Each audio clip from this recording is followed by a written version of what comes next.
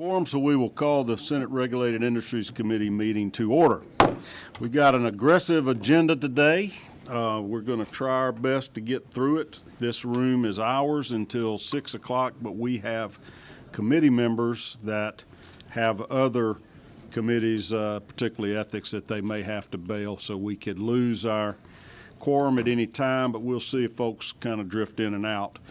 I'm going to go in the order of our agenda. Members, in your folder, you've got that. We're starting with Senate Bill 429. There is a nice Senate Research Office summary of it, and in your file is LC 550151. It's brought by Senator Dolezal as part of the Lieutenant Governor's red tape reduction agenda. So I am going to let you present right from there, Chairman Dolezal, if you'd like to, and the floor is yours. If you will just kind of help walk us through this, take your time. You've got as long as you need. Thank you, Mr. Chairman and members of the committee. I do bring before you Senate Bill 429, which is the Small Business Protection Act of 2024.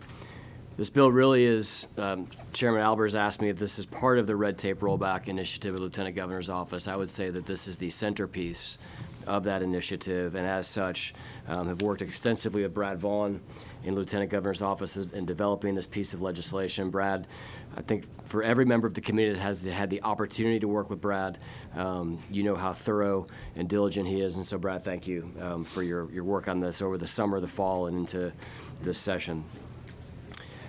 I do want to walk you through the bill. The bill basically creates what's called a small business impact analysis for proposed bills. That's on lines 26 through 79. I would say this is a small business impact that is analogous to what we're familiar with as it relates to a fiscal note. This analysis will be able to be requested by members of the General Assembly, and it will estimate the economic cost and benefits that the bill will have on small businesses, including the costs of providing goods and services, the availability and cost of workers, industry competition and consumer choice, and potential compliance cost. We all know the benefit that the fiscal impact, notes have when we're analyzing bills, and it is our hope that this will prevent us from implementing any regulatory mechanisms that may be harmful to small business, and will ensure that we understand the impacts that our work here has on small businesses. Similarly, lines 101 to 116 deals with proposed agency regulations. And this bill requires that agencies' notice of rulemaking contain an economic analysis of the impact of the proposed rule. And that economic analysis needs to include an estimate and identification, when possible, of the number of individuals and businesses subject to the proposed rule. We want to know how many people are being caught in the net, so to speak, of what we're doing from a regulatory perspective. The projected reporting, record keeping, and other administrative costs and time required for compliance with the proposed rule, including the types of professional skills necessary for preparation of any documents, records, or reports required by the rule. A statement of the probable effect of the rule on impacted individuals and businesses. And lastly, other provisions or information to assess the economic impact of the proposed rules. This is really just to require agencies, as they are making rules, to consider and report on the downstream implication of those rules. I lost you on what lines that was at. Sure. Was that the 114 to 116? It's 101 to 116. The meat of it is that 114 to 116. Okay. All right.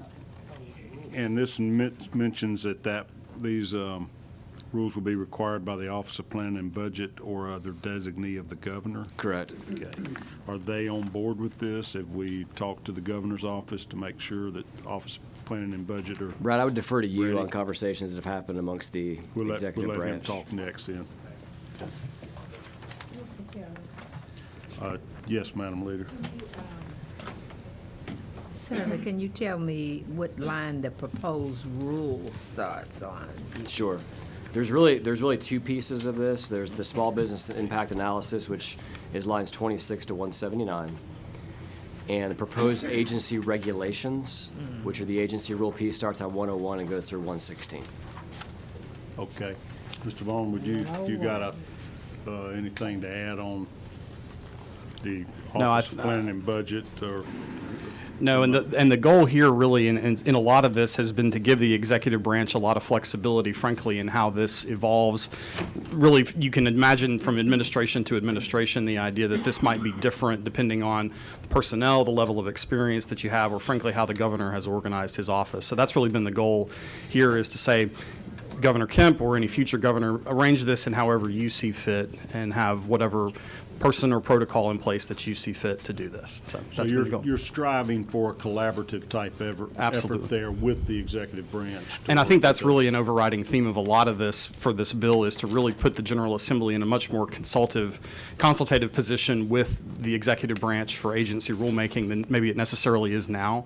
Most of you who are committee chairmen a lot of times will receive an email anytime a rule or a regulation has been proposed. It comes through the Office of Legislative Counsel. I suspect it goes into most of your inboxes and kind of is never heard from again. I think the goal here is for the General Assembly to be a little bit more of a collaborative player in that process than it currently would be. Some of this sounds somewhat familiar. Was it Governor Kemp have what was it, some kind of blue ribbon panel, or what was the? I don't had remember some kind the- of business. There was an initial, Representative Hilton worked on Yeah. I forget what they called it, but it was he Yeah. did a year's worth of work Yeah. looking at how to reduce regulations on businesses. And we have pulled from his recommendations pieces that have made their way throughout this bill, Okay. and have had conversations with him about that. Thank you, Mr. Vaughn. If you'll stand by, we Yes, may sir. call on you again. Thank you. Back to you, Chairman Dolezal. Thank you. For those of you that were at the Lieutenant Governor's press conference, you probably remember really a hallmark of this, his work with small businesses this year is to change the number of employees of a small business defined by law from 100 to 300. That's in line 139. And the bill allows agencies to reduce the economic impact of proposed rules on small businesses by establishing reduced compliance or reporting requirements and differing compliance timetables for small businesses. So essentially, all that this section does is it says that as it relates to reduced compliance mechanisms or different reporting timelines when it comes to small businesses, that is now for companies of 300 employees or fewer as opposed to 100. So we're broadening the base of what we're defining as a small business. This underscores what Brad was just talking about a few minutes ago, legislative review of proposed agency regulations. That's a big chunk of this bill. It's lines 176 to lines 254. And what this really does is it strengthens the General Assembly's ability to review, delay, or block the implementation of proposed agency rules. We lay out mechanisms in here by which the agencies need to let the committees know of any regulatory changes. Under the bill, the assigned committees, if they object to the proposed rule will be deemed not to have been adopted by the agency and will be deemed withdrawn unless the agency within the first 15 days of the next regular session of the General Assembly transmits written notification to the chairperson of the objecting committees. And the agency does not intend to withdraw the rule. And then the bill further goes on to essentially outline a process by which the General Assembly, 2/3 of both chambers, can overrule an agency on their rule. So this does strengthen the General Assembly's involvement in the oversight process of agency rulemaking. Very similarly, or I guess maybe a cousin to this, lines 261 to 295 puts effective dates of rulemaking into place. So essentially, any rule that is made in the first half of the year becomes effective on July 1st. Any rule made in the second half of the year becomes effective on January 1st. And so this allows anybody that has to deal with agency rulemaking to only have to deal with that twice in a given year, as opposed to the current environment in which a new rule can be levied by an agency and become effective essentially at any time. The last big section of this bill is lines 299 to lines 352. And I've called this zero-based rulemaking. You're familiar with the term zero-based budgeting. Very similarly, what this section of the bill does, which is really just a comprehensive rolling review of agency regulations, the governor will establish under this section of the bill and publish for review well, actually, I'm sorry, let me go back a step. OPB or another designee of the governor, similar to what Chairman Cowser, what you just mentioned, will publish for review any rules and regulations on a 7-year cycle. And what's interesting is any agency that from the last 7-year cycle changes its regulations by less than 10% is exempt from the review. So really we're incentivizing, or we say we're disincentivizing the bloat of rulemaking, or we're incentivizing agencies who keep their changes in rules minimal. In a review year, so when their 7-year period is up, an agency must analyze each of its rules and regulations and create a written report of their analysis. The report must consider whether the benefits sought to be achieved by the rule or regulation are being realized and are in compliance with current law, whether such benefits justify the cost of implementing and complying with the provisions of the rule or regulation, and lastly, whether there are less restrictive and less costly alternatives to accomplish the desired benefit of the results. And those are due by the first of each year. We then begin a process of public comment on these agency rules that ultimately will lead to their adoption or their rejection. Agencies that desire to continue their rules and regulations in effect shall not simply repromulgate the rules or regulations without what we have in the bill, the term critical review of the necessity, effectiveness, and cost of such rules. So really what we have here, Mr. Chairman, is a multi-pronged approach to do a couple of different things. It's one, to give the government a mechanism to allow untouched. These rules seem to do nothing but grow in scope and volume and requires a renewal every 7 years. We implement this new tool for the legislature for a small business impact analysis that we'll call a cousin to a fiscal note in terms of the review that we do. And then lastly, we require the review of agency regulations that requires them as they're going through their rulemaking process to put together this economic analysis that I outlined for you earlier. This is a long bill, perhaps the longest bill that I've introduced in the General Assembly, so there's a lot to it. Hopefully, I did a decent enough job summarizing it for you. Happy to answer any questions with myself and Brad. Recognize Senator Ginn for a question. Thank you, Mr. Chairman. Senator, I'm not sure whether the question ought to be directed to you or maybe to our excellent legislative counsel, but in the rulemaking side of things, when an agency wants to make a rule today, and the board wants to adopt a rule, that rule is usually submitted back to the committee that deals with that agency. Transportation, the Transportation Board is going to come back to you as Transportation Chair. When you put in the parameters that you've got here on rules, how would that change or do anything with the oversight of the legislature? Because as chairman of that committee, you can ask them to stay that rule, and then the committee can take action dealing with that, and the legislature can take action to reverse the implementation of certain rules. And I don't know, if that question needs to be directed to you, or it's just one.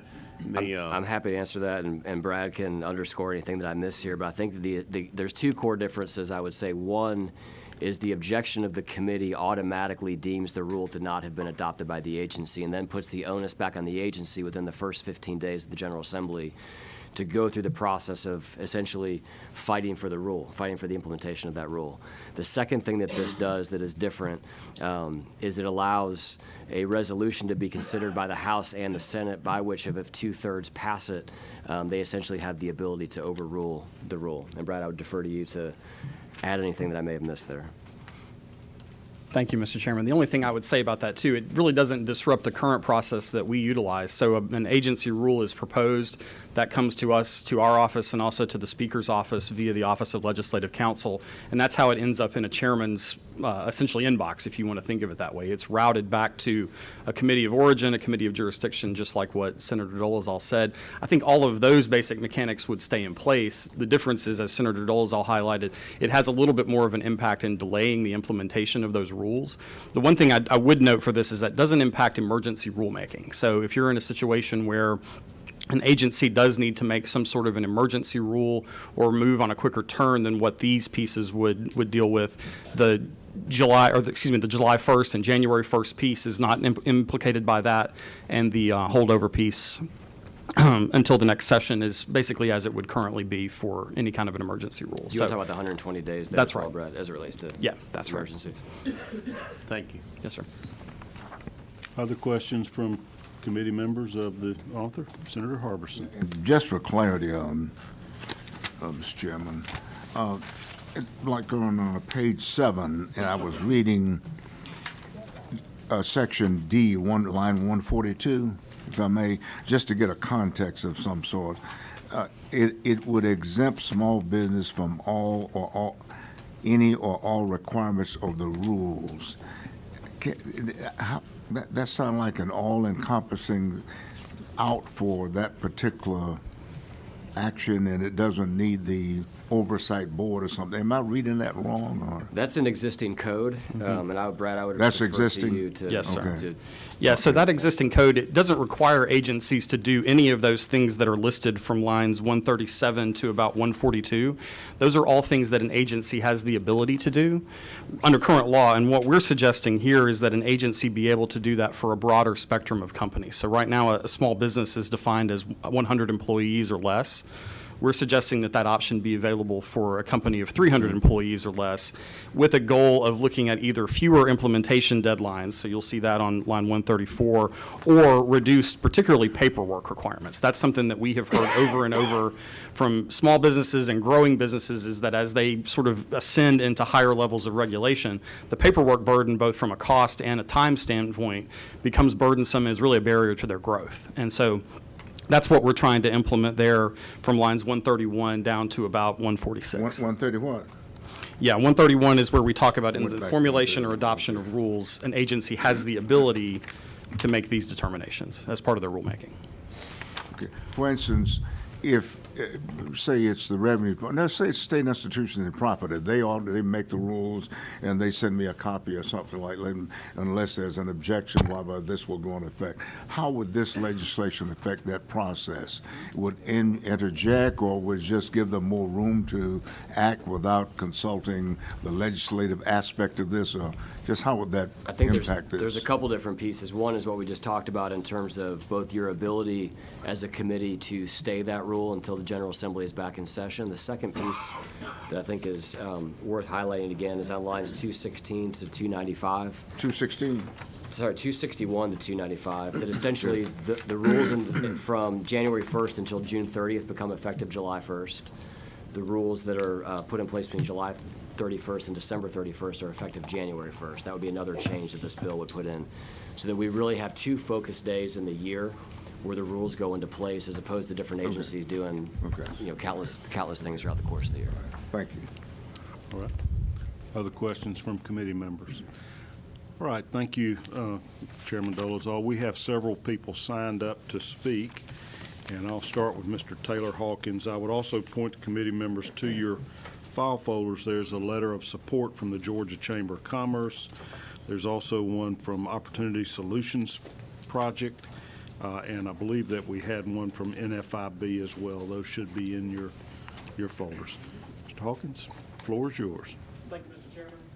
Taylor Hawkins with Frontline Policy Council. One of the ways in which our organization serves the state is with the Frontline Conservative Business Alliance, which is a network of several hundred small businesses across the state. We just want to thank Senator Dolezal and the Lieutenant Governor's office for the incredible work that they did on this.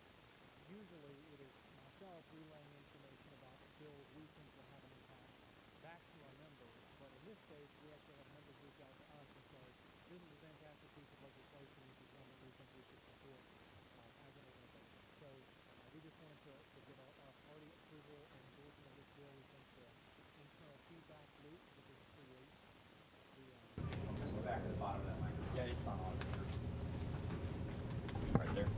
Is that better?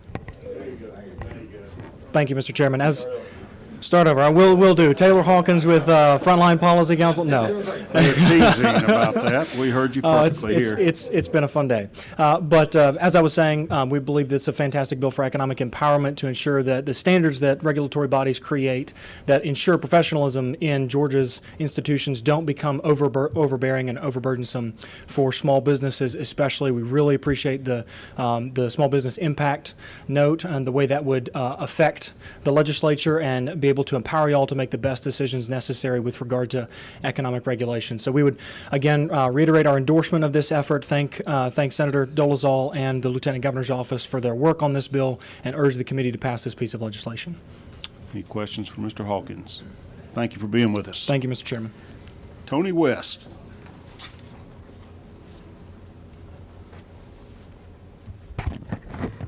Thank you for the opportunity to speak, Mr. Chairman. My name is Tony West with Americans for Prosperity. At AFP, we work to reduce unnecessary government barriers that limit people from reaching their full potential and achieving their version of the American dream. We support SB 429 because our elected officials should have more oversight over new and existing regulations that sometimes prevent Georgians from succeeding at their chosen business endeavor. Absolutely agree with everything Chairman Dolezal expressed. This is a quality piece of legislation we're happy to support. And I just wanted to point out two examples of a couple of other states that specifically looked at the regulatory review process, that 7-year rolling average that was described. When Idaho instituted a sunset and review process for their regulatory code, they cut their regulatory burden by nearly 10% in just a single year. This has allowed them to claim that they're the title of the least regulated state in the country. Similarly, Florida was able to cut their annual rate of growth in their regulatory code, from 2,500 new rules before the passage of their sunset legislation to just about 1,200 new rules promulgated for the 2022 calendar year. After passing that bill, those regulations that were implemented contain fewer restrictions than the ones that they were being replaced with. This slowdown in the growth of regulatory restrictions has coincided with tremendous economic growth, population growth, and prosperity for our neighbors to the south. Here in Georgia, as these proposed regulations are considered more carefully and agencies take the time to reconsider which of their rules are really advancing the well-being of the average Georgian, we will undoubtedly see more businesses and families and individuals thriving and happy to be living in our great state. So just want to reiterate our support and thank you for your time. Thank you very much. Any questions? All right. Appreciate it, Mr. West. Greg Griffin, our state auditor.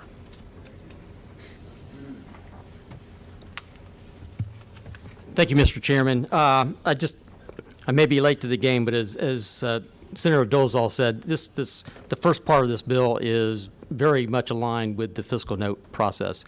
And I just wanted to suggest that for your consideration that we modify the language slightly to limit who could ask for an analysis once the legislative session starts, which would make it exactly equal or similar to the way the fiscal note process works. So you'd be looking for maybe the author of the bill and the chairman of the chairman committee to sign it's to? the chairman of the committee. Yes, sir. You got an opinion on that? Once the session starts, those requests we'd like to see those come through the chairman, committee chairman. I note that these are not mandatory, like a fiscal note is required for a bill to pass. This is something that a member may ask for. Correct. But doesn't have to be attached to their bill to get it approved. Right. It's a matter of prioritization and being able to respond to the requests that could occur, particularly with the tight turnaround of the 10 days, particularly during the session. Chairman Dolezal, do you have a opinion on that suggestion? I'm open to that. You specify specifically during the session. legislative session? Yeah, prior to the session, any member can ask for an analysis, but once the session starts, we would request that only the governor, president of the Senate, or a chair of the committee to which the bill has been assigned. And I can get you some exact language. It would mirror the fiscal note process. Mr. Chairman, I'd be happy to work on that as an amendment for the floor to bring, Okay. should we make it that far. It would be makes near sense. line 26. Yeah, I marked something up. I do want to capture during the legislative session. Yes, sir. Sean Marie, I'm going to ask you to make a note of that for me and see if you can track that language on fiscal notes to consider a potential floor amendment for this. Makes sense. We want the auditor to be on board. We have been very pleased with your office's work on a number of tax reviews that you've done for Senator Huffstetler and Senator Albers, as well as the fiscal notes. You're impressive, your turnaround, especially when in the heat of battle. We appreciate you, and we don't want to make your job untenable. But thank you. I have a great staff that does a lot of that work, so thank them. Any other questions for Mr. Gifford? All right, thank you for being with us today. That is all the public testimony we have. Senator Dolezal, would you like to close, or anybody else have any comments they'd like to make about your proposals? All right. You got anything? All right, then I am receptive to a motion do pass, LC 550151. I recognize you, Senator Albers. So move. All right. Second. And there's a second from Senator Ginn. Any further discussion? All right. All righty, Senator Brass, proceed. I just want to make sure we're not recreating Gork here for small businesses. Is that?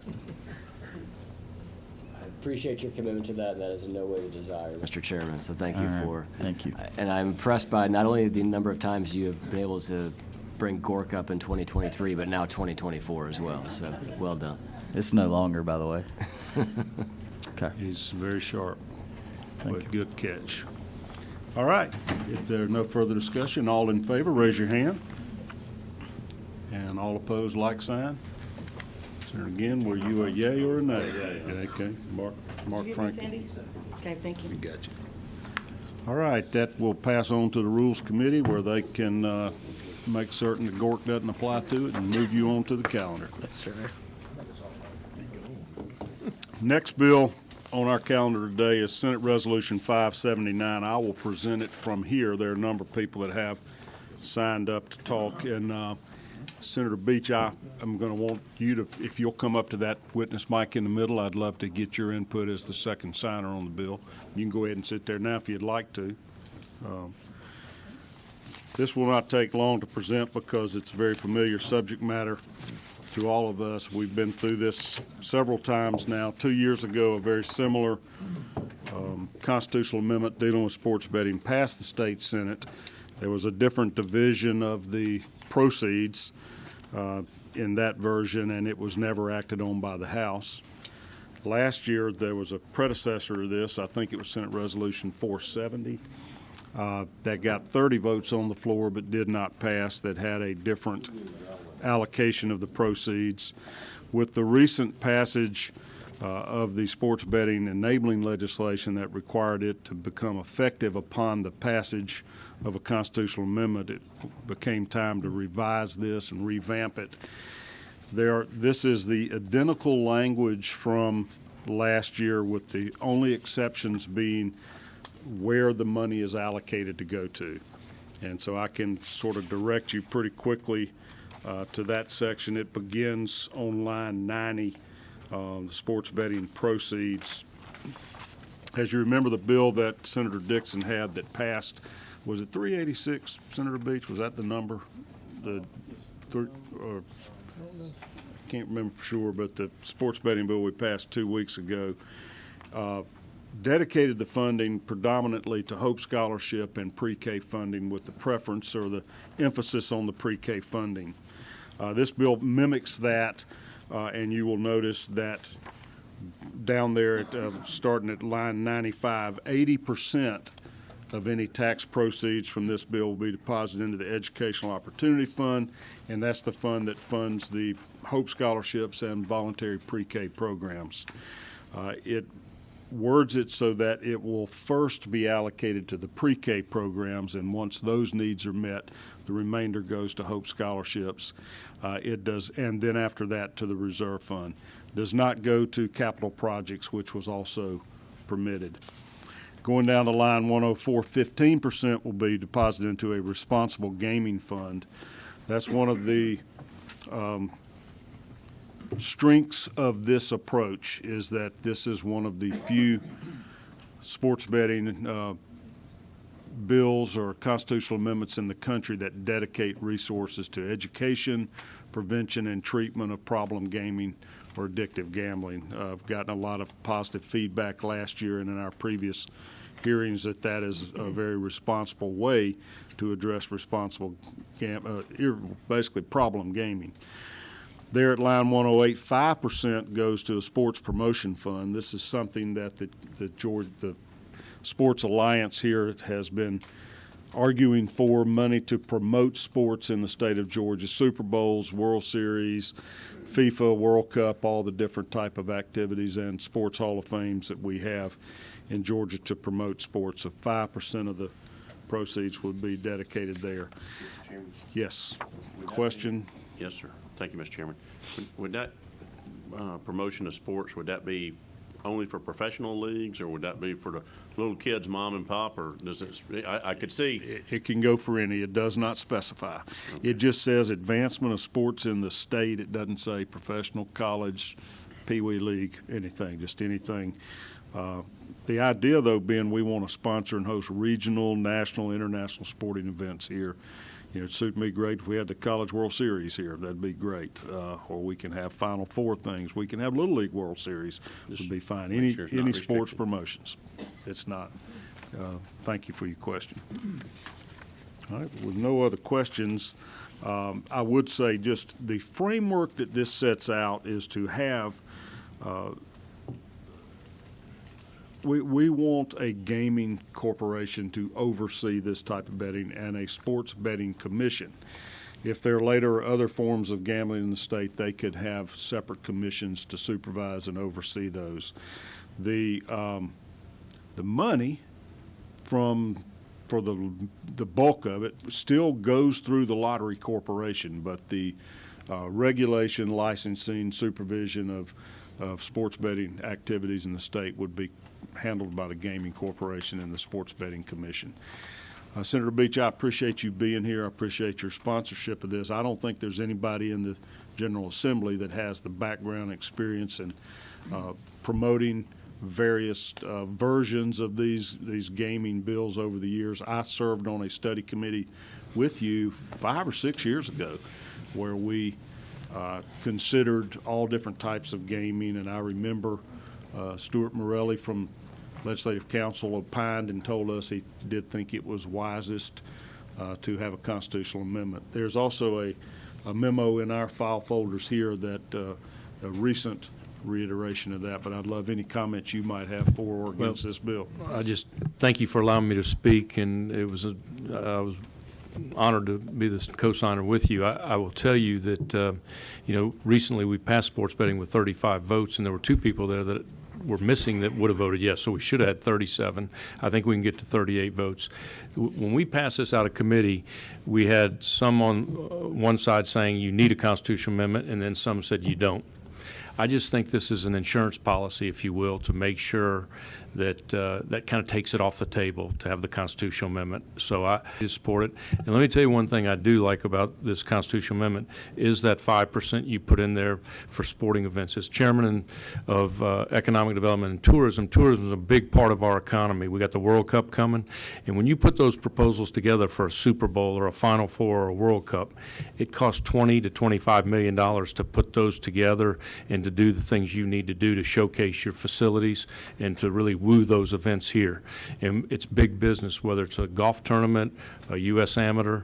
To answer your question, Senator Ginn, I mean, we could go after U.S. amateurs. We could go after those type of events that Olympics. bring Olympics. We could go after anything, and those fill up hotels and restaurants and really bring economic impact to our city. But they also, besides bringing the economic impact, when the World Cup comes, we're going to be on the global stage. People are going to see Atlanta. They're going to love Georgia. They're going to see our state, and we can promote our state.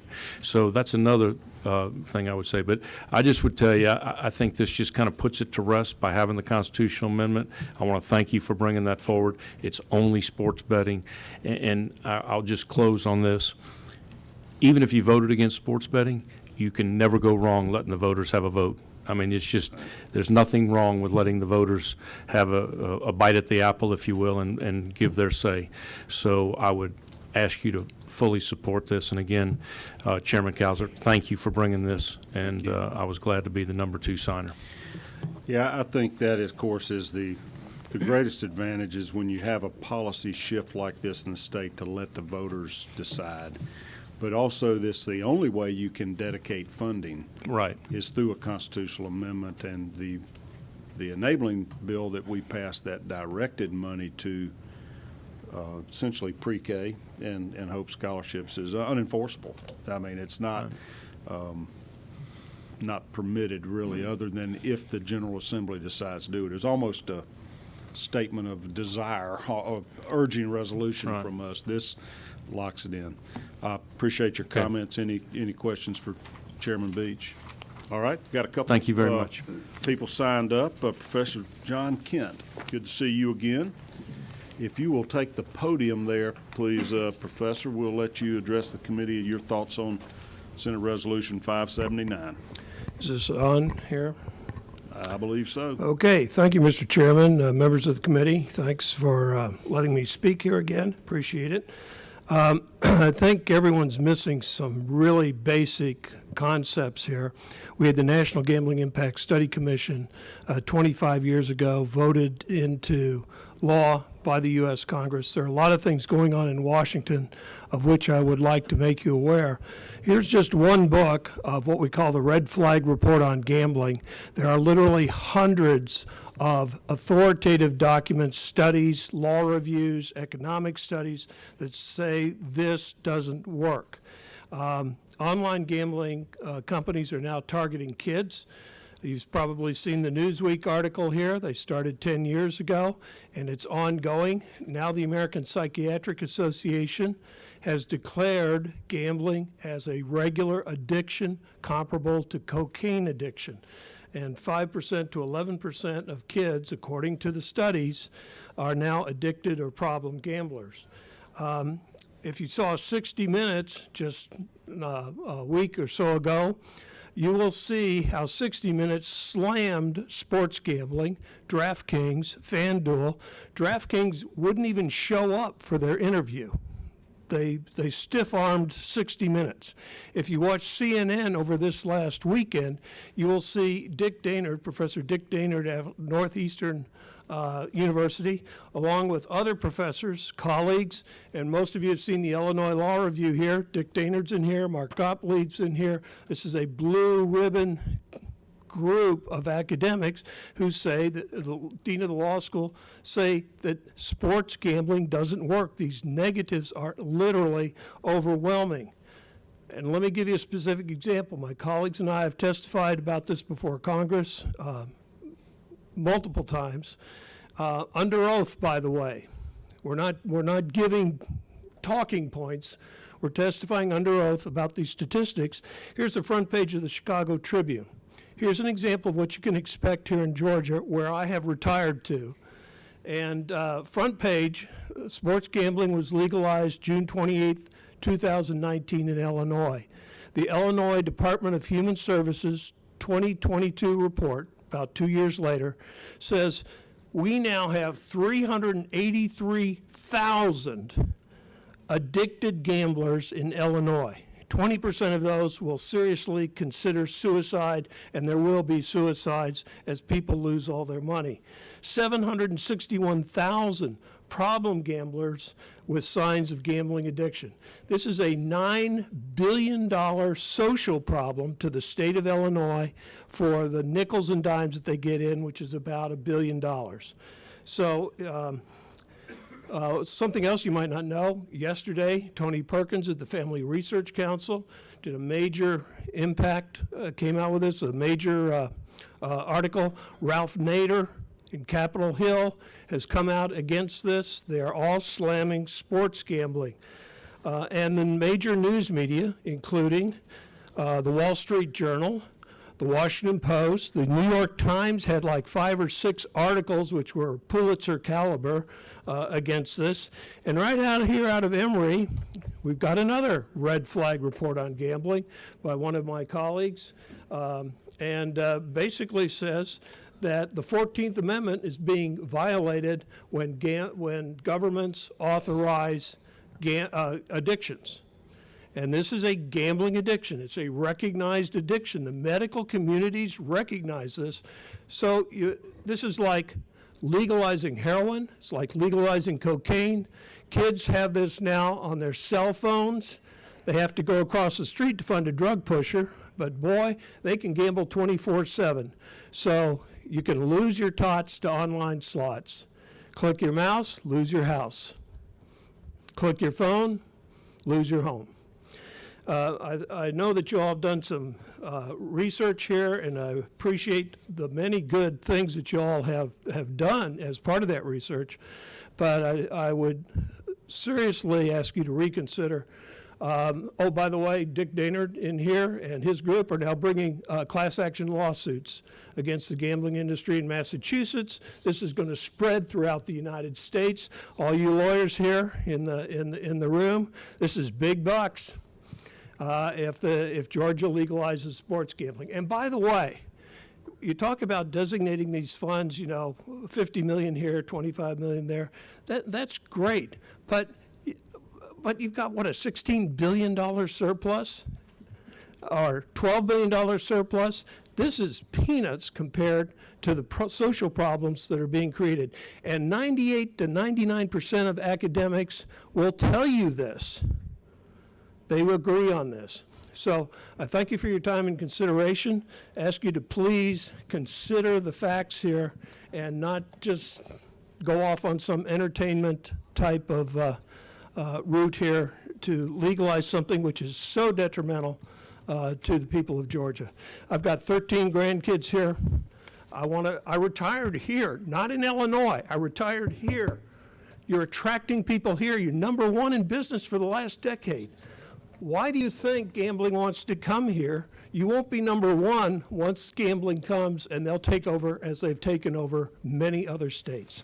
Thank you, Professor, and I have enjoyed all our many conversations as you've helped educate me on the problem of gaming so we could build in as much as possible in these bills. And I appreciate your receptiveness to the research. Thank you, Mr. Chairman. All right, Mike Griffin.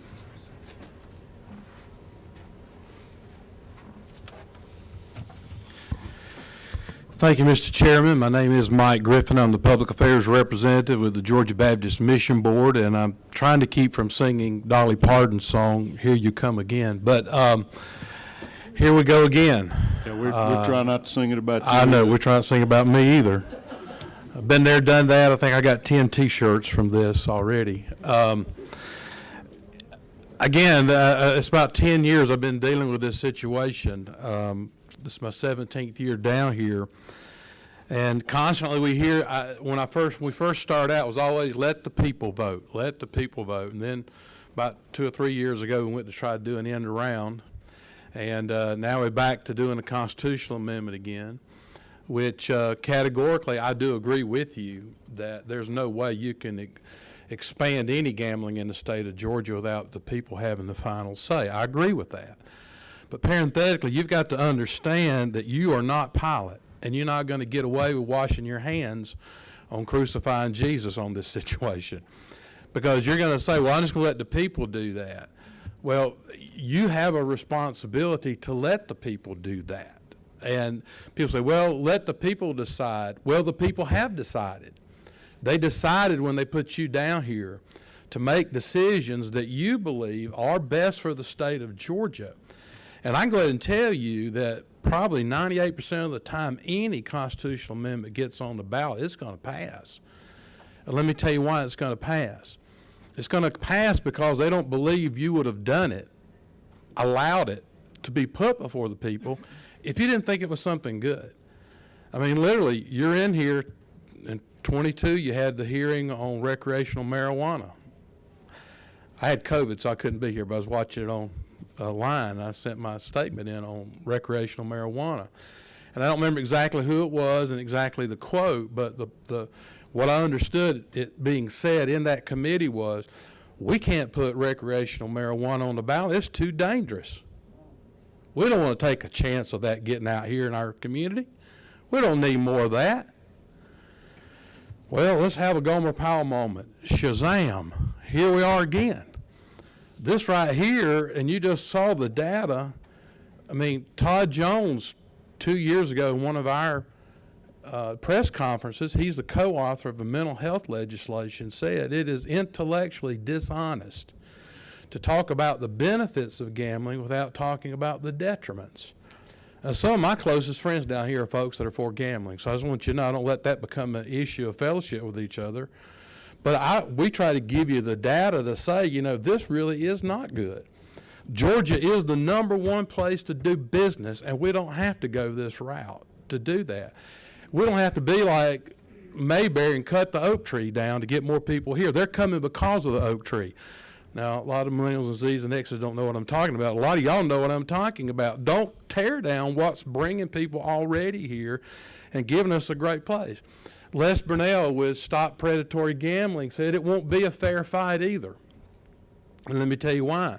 The data shows that we're going to be outspent 250 to 1 by those promoting the gambling. And I can just go ahead and tell you, y'all know this, that everything that glitters is not gold. But then this thing's going to glitter like crazy. I mean, we're going to usher in a new millennial of money with the advertising that would come on this. And I really believe that the people in the state of Georgia trust the legislature to not let that get out there, because you are able to get into the granular details. And you have the capability of not getting sucked up into all of the promotion that's going to be out here. Let's look at the real facts. And again, just the one fact that the professor and Professor Grunnels, they both testified before Congress that for every dollar you raise, what we're going to be raising, it's going to cost us $3 to $5 more statewide and according to our taxpayers. So I don't even have to be the sharpest spoon in the drawer to tell you that economically that doesn't work. If for every dollar you raise it's going to cost you $3, I wouldn't want to be in that business. So I'm just saying these are just some of the things to bear in mind, and we'd appreciate your consideration on not putting this out there and voting no. Thank you, Mr. Chairman. You're very gracious. Thank you. I would point out to you that California voters rejected a sports betting amendment just last year. So it is possible. You keep up your work and your educational. It's not a foregone conclusion. That would be up to the people of the state. Well, and it'd be up for the people in the Senate to make a decision, too, that they think is best for the people. Right. Right. Thank you, Mr. Chairman. Taylor Hawkins.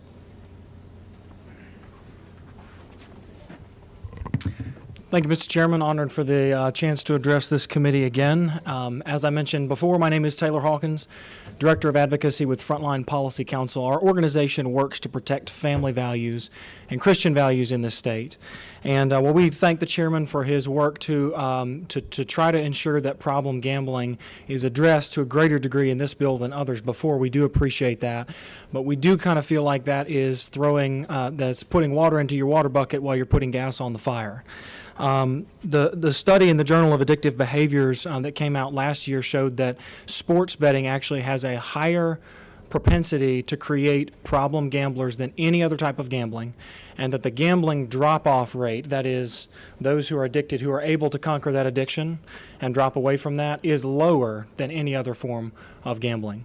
So while we do believe, of course, that the line has been spread around this building, that this is something that is already happening, every single study that I have seen has shown that in states where it has been legalized, addiction has only increased. The problems have only increased. It's not a situation where the problems remain stationary as legalization happens and the income comes into the state. As my friend Mike Griffin just mentioned, it's going to come with attendant risks, and we would just like to echo that. Mike Stone, the executive director of Kentucky's Council on Problem Gambling, Kentucky just legalized online sports betting in September of 2023, just 4 months ago.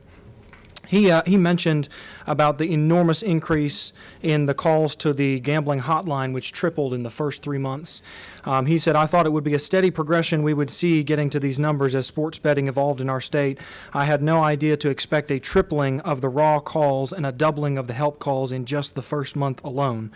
And one caller into the Dave Ramsey show just a couple weeks ago was heartbroken over her husband's gambling addiction, which was tearing their family apart, driving them towards financial ruin. heroin. And I highlight that story in particular because he had already had an addiction that he had conquered in his state of Ohio. And then Ohio came in and legalized sports betting, and with the increased availability to take his paycheck and download it straight into the app on his phone with no restrictions, with no attendant consequences of trying to go to an online illegal site, etc.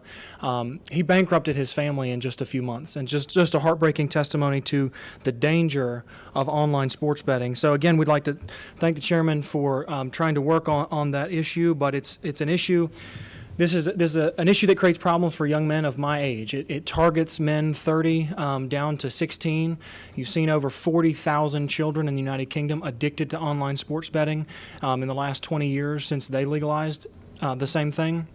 And I think while we're dealing with crises of fatherlessness increasing in our society, the last thing that we need to do is to throw a roadblock into the road of young men trying to build a future and say that this is something we think is positive for you to spend your money on. It's legalized, form of legalized fraud, and we don't think that the increased income to this state is worth the increase in attendant consequences. So thank the chairman for the time to address y'all, and would appreciate your consideration to vote no on this piece of legislation. Thank you, Taylor. Last speaker, Mac Farnell.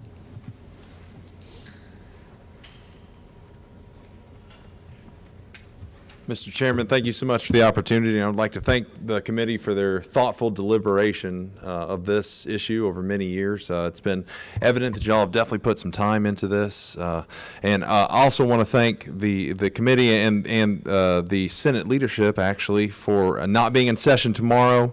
I met my wife 10 years ago on Valentine's Day, just so happened. So thank y'all for your wisdom in that and helping me out for that. So thank you.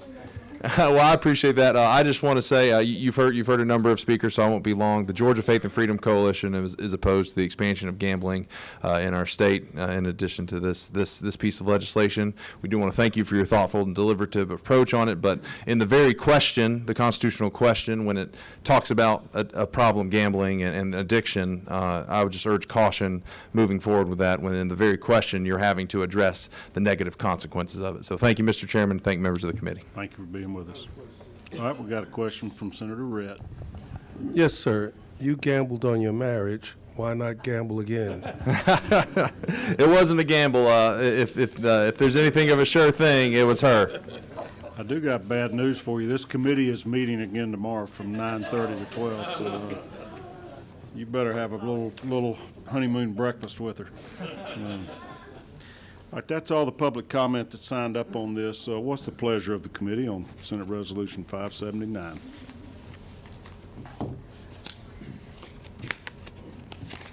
Mr. Chairman, I'll make a motion. All right, I recognize my vice chairman who has a motion due pass. And just to make sure we got our record straight on that, what's our LC 365727? And a second from Senator Rhett. Any further discussion or proposed amendments? All right, all in favor, raise your hand. And are there any opposed? Like sign. It is unanimous.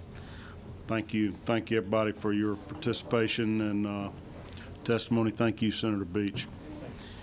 All right, we're moving along here. Remember, we got this room till 6. We're going to try to knock out the rest of these bills that we can. Senate Bill 449, Senator Larry Walker. You can either speak from the witness stand or the podium, whatever you're most comfortable. Thank you, Mr. Chairman. Appreciate you hearing Senate Bill 449. I brought you a committee substitute a few days ago, so I'm working off of LC 460784S. We have, I probably sound like a broken record, but everywhere I go in my district and across the state, I hear about workforce shortages. And it's nowhere is it more acute than in the healthcare field. Also, I represent an area that has a large number of veterans. I represent Robins Air Force Base, a huge industrial complex that supports our Air Force logistics. They employ 22,000 people. But we have 9 major military installations in Georgia. We're fortunate to have that, and we have a lot of veterans. So I served on the study committee that Chairman Hatchett had on rural healthcare workforce, and then I had a study committee on occupational licensing, and in both committees, we identified the potential to streamline the ability of people exiting the military that were medics or corpsmen to enter into our healthcare field. I've been working with Shay Ross on this with Kaiser Permanente. They have seen this be very successful in Virginia. Florida has also passed similar legislation. Maryland has, I understand. Massachusetts, excuse me. And Maryland is working on a similar bill. It's pretty straightforward. Section 1 deals with nurse aides, commonly called CNAs. Section 2 deals with paramedics and cardiac technicians. Section 3 deals with EMTs. And Section 4 deals with LPNs. And the language in each section is the same except for the field. So if you look at lines on page 2, lines 32 through 40, this is repeated in each section. The department in collaboration with the department. So in this case, the department is DCH. In other cases, it's the Board of Nursing, depending on what area it's in. But anyway, the department in collaboration with the Department of Veterans Service shall establish a program through which military medical personnel may be certified as a nurse aide without meeting the examination requirements provided for in paragraph 2 of subsection A of this code section. For purposes of this code section, the term military medical personnel means an individual who has, within 24 months of seeking certification pursuant to this code section, served as a medic in the United States Army, medical technician in the United States Air Force, or corpsman in the United States Navy or Coast Guard, and who was discharged or released from such service under conditions other than dishonorable. And again, that's repeated in each section for the various professions. So you treat them all the same, everything from certified nursing aides, paramedics, cardiac technicians, EMTs, and licensed practical nurses. Correct. So you're just repeating the exact same languages for each of those professions? Yes, sir. All right. And I do want to point out to the members of the committee, we have in your folder this committee substitute, which is LC 460784S. Behind that is the original bill. Would you just very briefly tell us what you changed in the committee substitute? It was minimal, as I recall. Well, Mr. Chairman, I don't have the original bill in front of me, but if I remember correctly, the original bill was just, I believe, CNAs and maybe EMTs, and I added paramedics and LPNs. Okay. Any questions for the author by committee members? I recognize you, Senator Harbison. Thank you. Dean of the Senate. Thank you. I want to commend you, Chairman Walker, for bringing this forward. But on line 38, and when you're describing the various sections of the military that serve, I know that the United States Navy is the repository for that particular discipline, but they serve with the Marines, and I just want to make sure the Marines' names are mentioned in there, if possible. Can we do that on the floor? I'll be happy to look at that, Mr. Chairman, if you'll help me with that. Thank you. I will. Thank you. Never forget the Marines. Other questions from committee members? How about my little Navy squab over there, Senator Brass?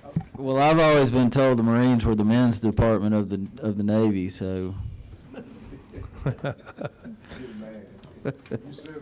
Just running off the rails there, Mr. Chairman. You better reel them back in. Mr. Chairman, I want to also give credit to our commissioner at the Georgia Department of Veterans Services, a longtime friend of mine, Colonel Patricia Ross. She was with the Technical College System of Georgia prior to becoming Commissioner of Veterans Services. She's doing an outstanding job, and she's done a lot of research in this area and will be a vital partner as we try to implement this if it were to become law. This is been of keen interest to our Lieutenant Governor, and he supports this. His staff's helped me craft the bill, and it's part and parcel of his red tape rollback. I recognize Leader Gooch for a question, then we have one speaker. The term medic that you use in the definitions on line 38, and I guess you repeat it throughout, how would you compare that in today's EMT world versus paramedic? Do you know the difference? I wish Colonel Ross was here, but she says it's directly in the conversation I had with her, and I don't want to misspeak or misstate what she said, but my understanding was they do get a certification in the military that is very similar to an EMT, and it has a direct correlation to the training and experience of an EMT. The first part, a nurse aide, it would be kind of the lowest level. I wouldn't really expect, probably medics would want to be more of an EMT than a nurse aide based on their But experience. It's not the equivalence of a paramedic because of the narcotics portion of it, or? I think you're correct, yes, sir. Okay. Thank you. All right, that appears to be all the questions. Shay Ross Smith. Thank you. Good afternoon. I'm Shay Ross Smith. I'm the Director of Government Relations for Kaiser Permanente. We're here today to support this legislation and are grateful for this hearing. Thank you for letting me speak. Just like Chairman Walker stated, we take part in this program in Virginia. It has been successful in Virginia in Kaiser Permanente's opinion. We think that this is a part of a solution for workforce issues, in particular healthcare workforce issues in Georgia. And we recognize that the state has put a lot of effort in for veterans in Georgia, and we think this is just a cherry on top of all the efforts that you guys have already done. I'm happy to answer any questions. Okay. Are there any questions? Thank you. That will conclude the public testimony on this. What is the pleasure of the committee on committee substitute to SB 449 LC 46078-4S? Have a motion due pass from Chairman Brass. The Air Force got to sit on the sidelines because it's seconded by my vice chairman, Senator Summers. Well, we liked it. Is there any further discussion or any proposed amendments? All right, let's pay all due respect for our veterans that we have here, quite a few, various famous committee. All right, all in favor, raise your hand. And all opposed, like sign. Thank you, Chairman Walker. Appreciate all your efforts on these licensing bills, and you got one left, and then we're going to be done with you for this year. All right, thank you for being with us today. All right, moving on down the line, to lose Senator Hatchett, Senate Bills 479. There we go, Senator Bo Hatchett. All right. Secondary metals recyclers. This is also in your folder, Senate Bill 479. Floor is yours, Senator. Thank you, Mr. Chairman, members of the committee. I bring to you Senate Bill 479. If you remember last year, we passed Senate Bill 60, which was a effort to crack down on catalytic converter theft throughout the state.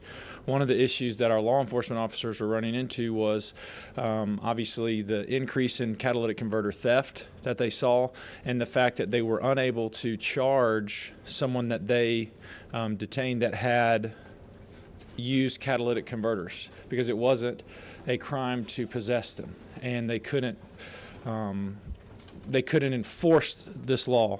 Well, now they can, and now you can be charged with possessing a used catalytic converter, but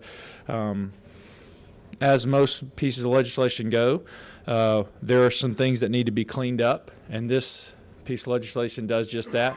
It changes or cleans up the definition of what is a used attached catalytic converter. It also, there was a double reporting requirement for businesses. There was a reporting requirement for business-to-business transaction, and then a reporting requirement for business-to-individual transactions, But somehow we overlooked it, and if it was a business-to-business transaction, they were having to report twice, which was almost impossible because a business doesn't have a driver's license and have personal identification as a regular human being. So that's just small cleanup language. There also is another tweak that requires secondary metal recyclers to submit a sworn statement that the registered agent has not been convicted of a felony involving metal theft and under the code provisions pertaining to secondary metal recyclers while serving as a registered agent in the previous 5 years. We've worked closely over the past year with the recyclers, with the Sheriff's Association. Everybody's in agreement that this is needed in order to move forward with the policy of obviously being able to crack down on catalytic converter theft. And if anybody has any questions, I've got representatives from the Recyclers Association and the Sheriff's Association here if anybody has any specific questions for them. I will recognize Senator again for a question of you. Thank you, Mr. Chairman. Senator Hatchett, I know we worked on 60 last year, said it passed and we went into effect, or 2 years ago, and it passed and went into effect. One of the questions that I've had recyclers where somebody's going in to drop off materials for sale, they're getting their driver's license, they're taking pictures of the load, they're getting a picture of the individual that's doing it. We still require a check to be written to that person for sales. I think it's maybe anything over $100. What difference does it make how we pay the individual?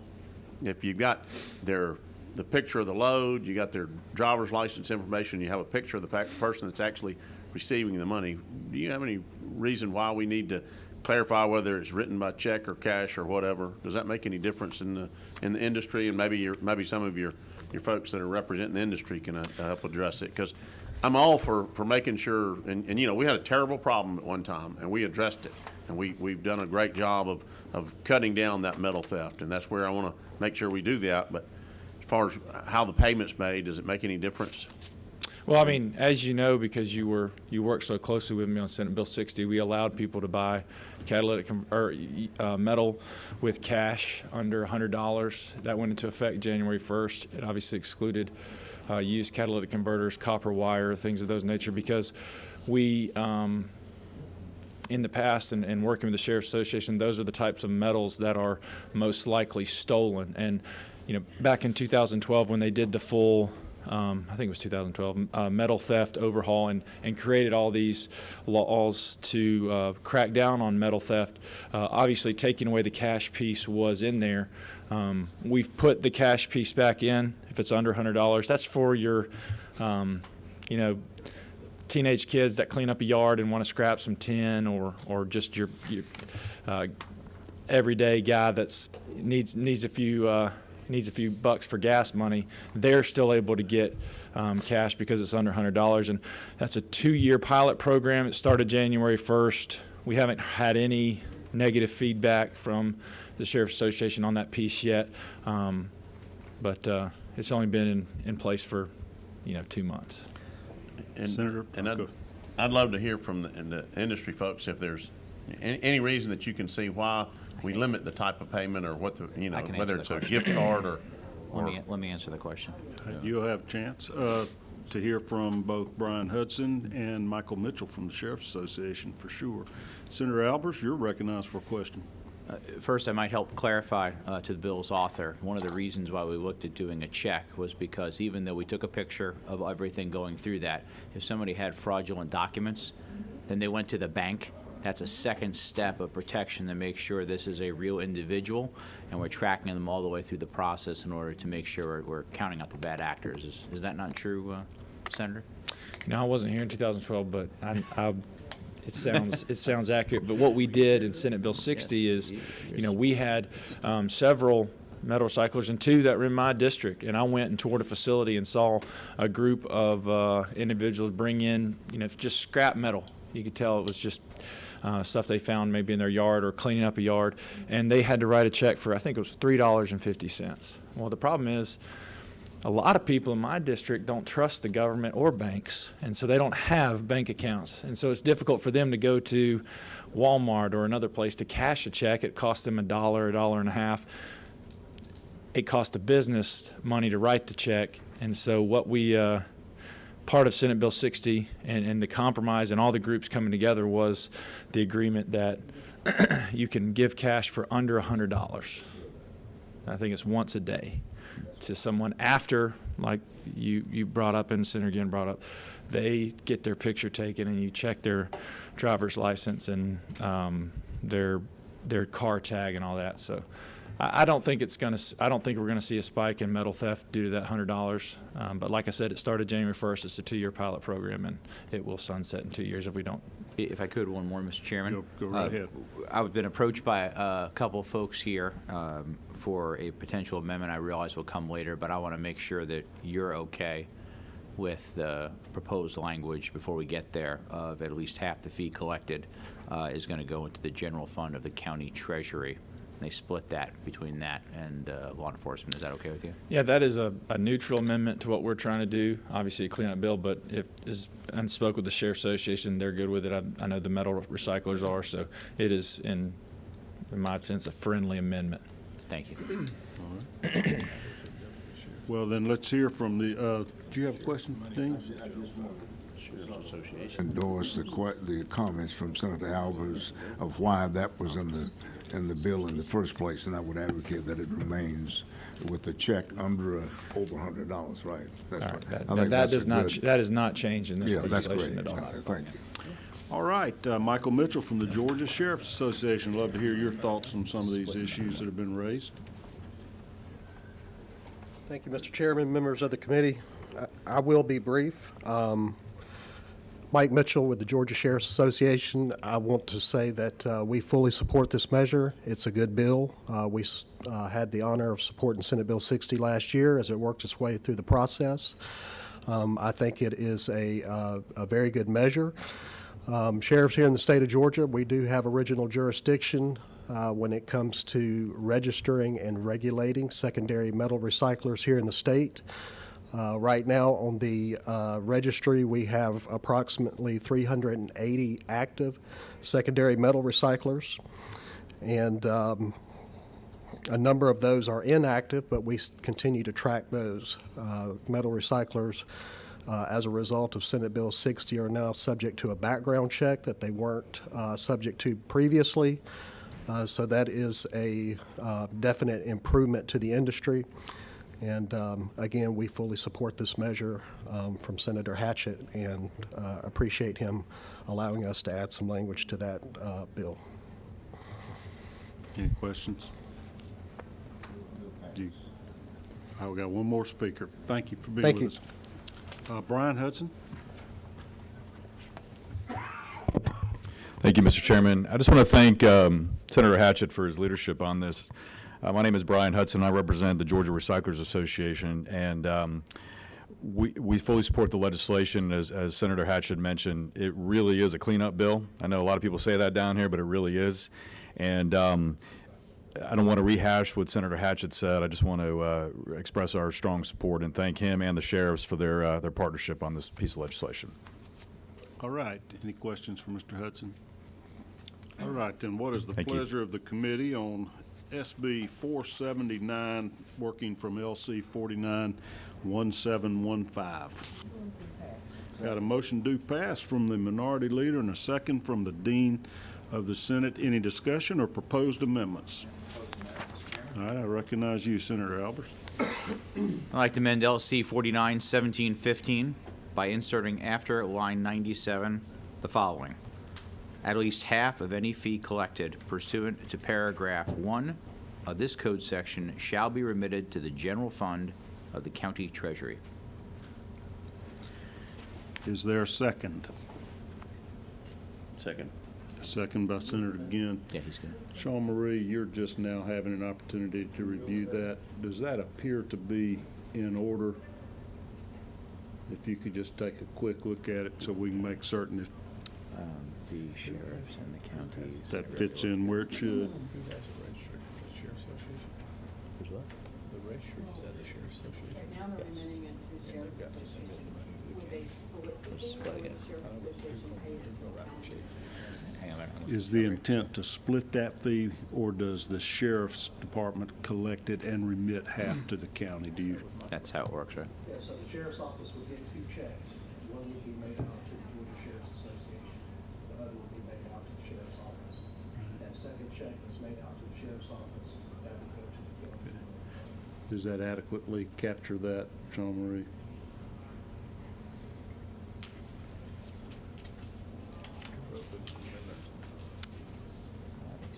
So on line number 4, it says $100 at each $200 registration fee is remitted to the Sheriff's Association. The other $100 is remitted to currently. Is that the county where the facility is located?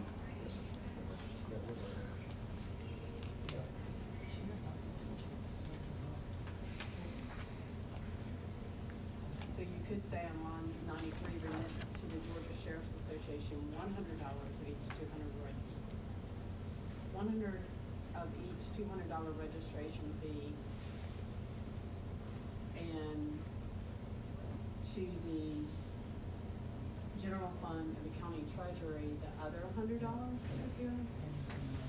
Is that clarification acceptable to you as a refinement of your amendment, Senator Alpert? I would trust in our esteemed legislative She's the counsel best to we got. word that better than I probably did. Use dynamite. That okay with you, Senator Ginn, to second it as Second it as- perfected? All right. Any discussion on that amendment? Then all in favor of the amendment, raise your hand. All opposed? Gotcha. That's unanimous. And now the Senate resolution as amended, Senate Bill 479, not a resolution, LC 491715 as amended by the Albers Amendment. All in favor, raise your hand. And are there any opposed? And then that also passes unanimously. Thank you, Senator Hatchett. Appreciate you being with us and your concise presentation.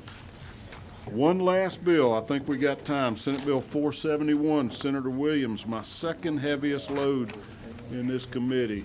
You, behind Senator Walker, have the greatest volume.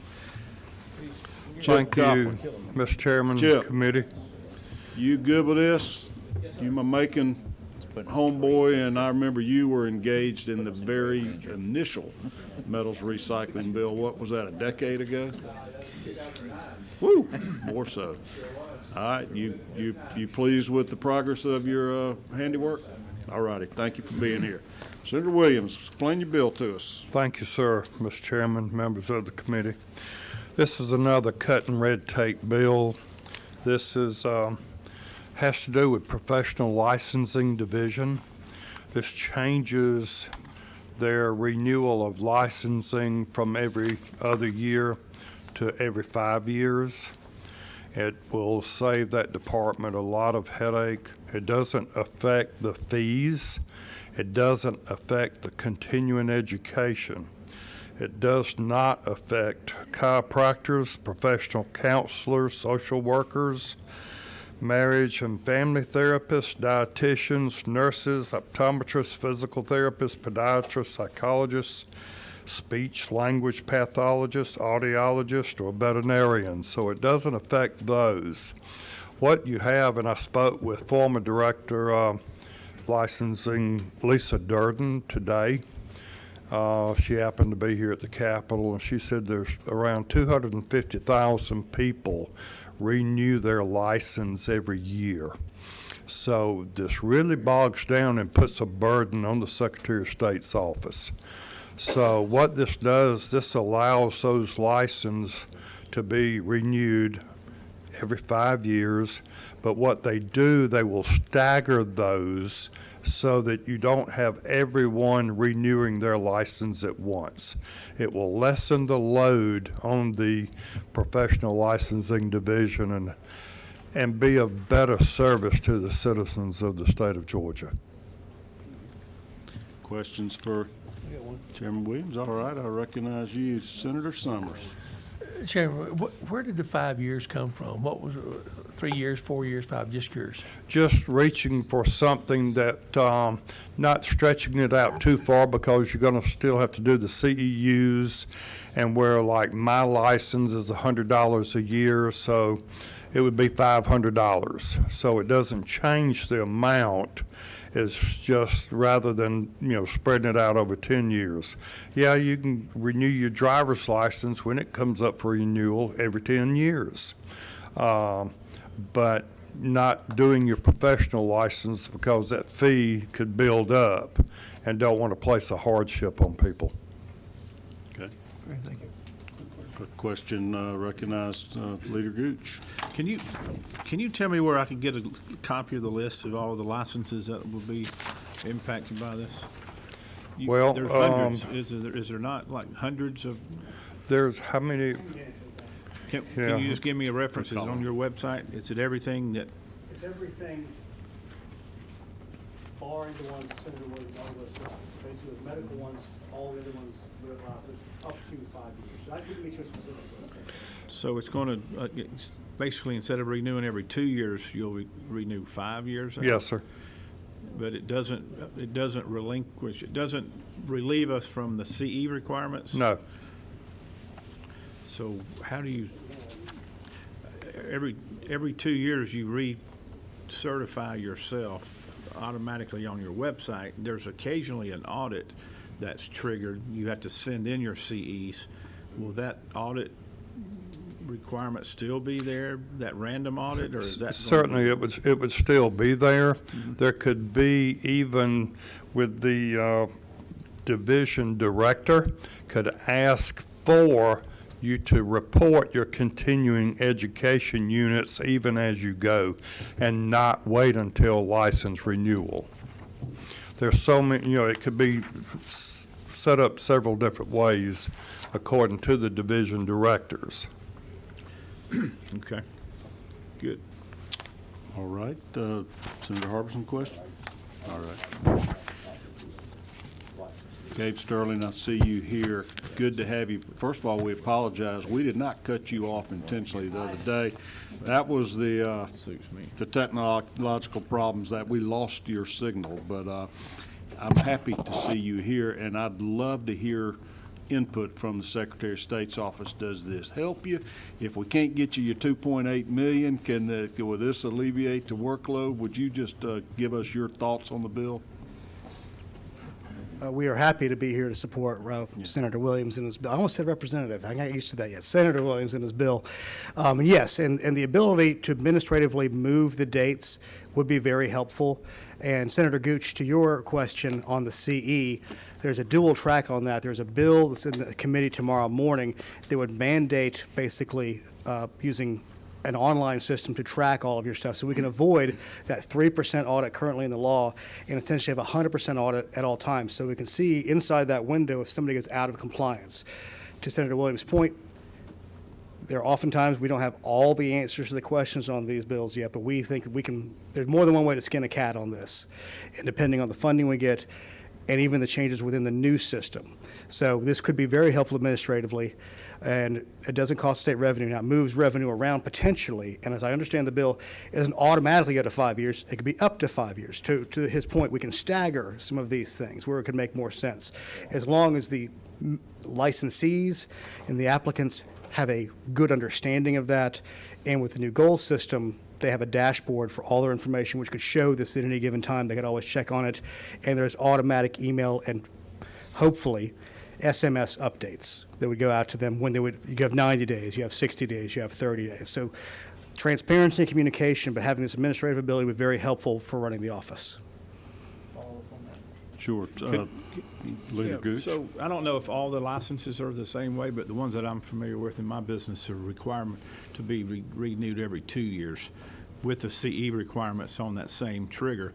So I'm wondering if we go to an even number, if it wouldn't be better so you don't have to split that CE credit during that odd year. Does that make sense? It does. So 4 years versus 6 would, to me, makes more sense than 5 unless there's a reason for 5. I'd rather kick it out to 6 personally, if that makes more sense for your administrative purposes. And again, there's some we may not move at all. There's some we may move to 4 because we have licensees that we have 400. We have licenses that we have 50,000. So that can really change how you do that.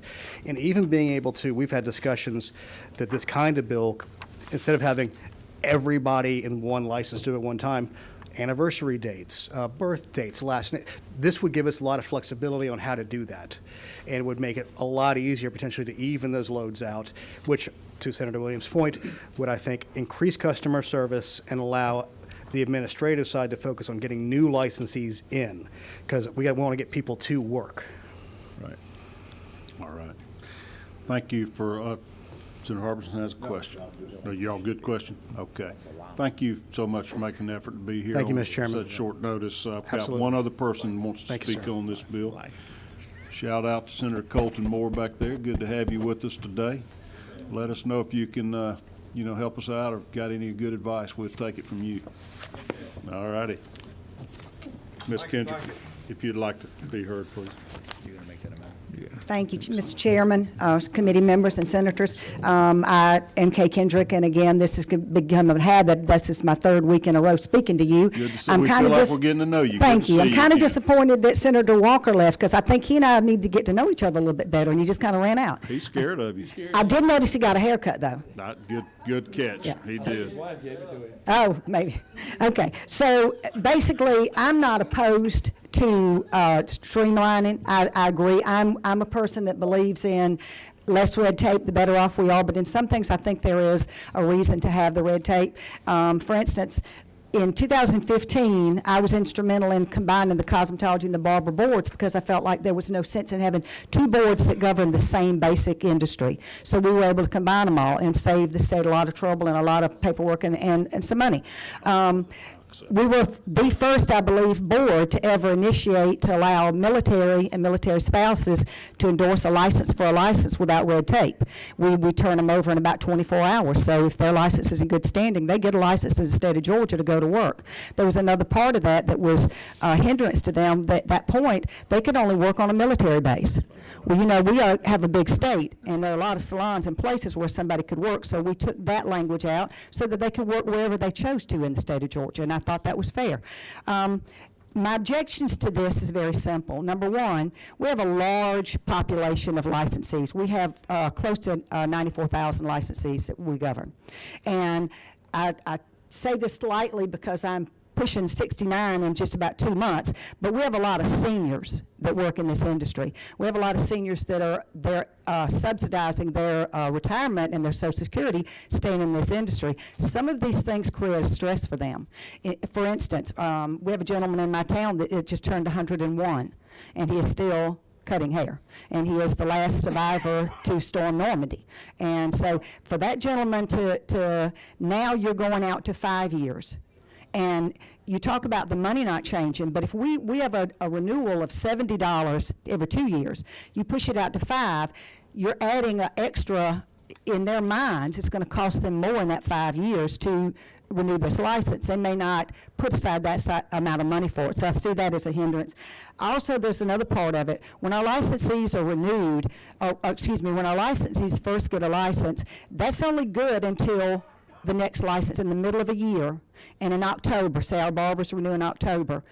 Now, they got to go and pay another fee in October that's a 5-year license. So that's a hindrance to new people into this industry who are building their clientele, who are building their business, and you're putting an extra financial strain on them. So I see that as a problem. I find it curious that a lot of the other industries that were left out of it, and I would like to know if there was a reason why those were exempt when we were not, since we're one of the larger boards. I just find that kind of strange. The other thing that I would say also, check my notes, our CEs, and you said that it doesn't affect CEs, but our CEs are required every 2 years. So if you're telling me it's not going to affect it, they're still going to have their CEs every 2 years, and it's an odd if you're going to a 5-year versus a even number. So I think that's an oddity. I just think that for the cosmetology and barber industry, I think this is not a good move for them, and I realize, and I have a lot of respect for Senator Williams. He and I have had conversations before, but I think that you need to either do one or two things. I think that we need to let the cosmetology board stay at the 2-year renewal, or either exempt us from this bill. I have no objections to the bill, but I think that we need to adjust it for this size of this industry. All right. Thank you so much Thank for you. being here with us today. That'll conclude our public comment. Senator Williams, let me ask you if you are receptive to us trying to just make a very small change on and do a committee sub to change this to every 4 years instead of 5. I think That will be fine. And one thing to address, once we reach 65, then we're exempt from continuing education units too. All right. So the 90-year-old, that they're exempt. I'd like to just, But, most of our work yes, sir, coming out of that- this committee's been pretty precise and good. I'd like to get this right. We will put you back on the calendar. We're going to meet Thursday afternoon at 2 o'clock, and I will get with you tomorrow to review the proposed Certainly. change to create a committee sub on that. Thank you very much. Now, let me let folks. If I can get Senator Gooch to go with me to ethics. He can go. Okay. I'm going to tell y'all where we're headed in this committee the rest of this week. We are meeting tomorrow morning at 9:30 a.m. in this room. I have a DOT election at 9. There are others on the committee that have a 10 a.m. DOT election, and the minority leader has them both. We know there'll be some in and out because of that. That's why we're not starting till 9:30, because I think that first one will be done by then. But we recognize that there are lots of meetings going on in the Capitol on committee meeting day tomorrow. I will be posting the agenda in just a very few minutes, but for tomorrow, we're going to have Senate Bill 374. That's on professional engineers and land surveyors. We're going to, that's Senator Walker. Senate Bill 457 deals with Consumer Utility Council. Senator Huffstetler has that bill. Senate Bill 433 deals with donor intent on charitable giving. That's a bill that I'm carrying. Senate Bill 431 deals with the abolition of the Apex Doctrine that we passed last year. Senator Tillery will be presenting that bill. Might be a hearing only for that one. And Senate Bill 420, Senator Anna Vitarte has a bill dealing with the acquisition of farmland in Georgia by Chinese Communist Party. Those are the bills that are listed tomorrow. I may add one or two. I am not certain. We have a long period of time. I want to get rid of our backlog. We have about 10 other fairly significant bills in this committee, and we really need to get our work completed by the end of next week to make it out on crossover day. On Thursday afternoon, we will be hearing Senate Bill 444. I believe that is also Anna Vitarte dealing with alcohol discount coupons, and we will roll over that China land bill, the donor intent bill, the Apex bill if they need more thorough discussions. Plan to be having a bill next week. I see our folks from Gas South here. They've got a bill that's going to more than likely be on Tuesday of next week. I've got several other very complicated bills that I want to address before crossover day. And I'm going to have to establish a couple of subcommittees to give them the time that they need. Senator Ginn just left, but he has a Senate resolution and a Senate bill. Let's see, what are our numbers on that, Cindy? I've got them listed as Senate Resolution 533 and Senate Bill 435, the Infrastructure and Community Development Act. I have asked Leader Gooch if he will chair that subcommittee. I will have your other members tomorrow. We'll have at least 3 members, and It might very well be that we wrap up our business on tomorrow's agenda before noon, and you could proceed in the morning to hear some testimony on that, if able, but I appreciate your agreeing to do that. There's also a bill dealing with the regulation of hemp that Senator Robertson has filed with us. That is Senate Bill 437. That will go to a subcommittee as well, and Senator Albers has agreed to chair that subcommittee. And finally, there's a bill that deals with franchising that Senator Robertson has recently filed, and that is Senate Bill 447, the Georgia Restaurant Franchise Relations Act. My Vice Chairman, Senator Summers, is going to chair a subcommittee to take a look at that, but that's also a complex subject matter. I'm going to ask each of you subcommittee chairs to please get with David Cook, Secretary of the Senate, and ask him when, if he can make any rooms available to you. This is something that I need your help, force multipliers, to make sure that we can give these significant matters the time that they deserve. May form one other one, but I'd love for y'all to try to meet this week or early next week so that we can have reports from the subcommittees in time to take action at committee meetings next Tuesday and Thursday. So with that, I hope that made sense. I didn't talk too fast. We will be getting notices out. We are adjourned from the day. Thank you all so much for sticking with us and your patience to hear these 5 bills today. We are adjourned.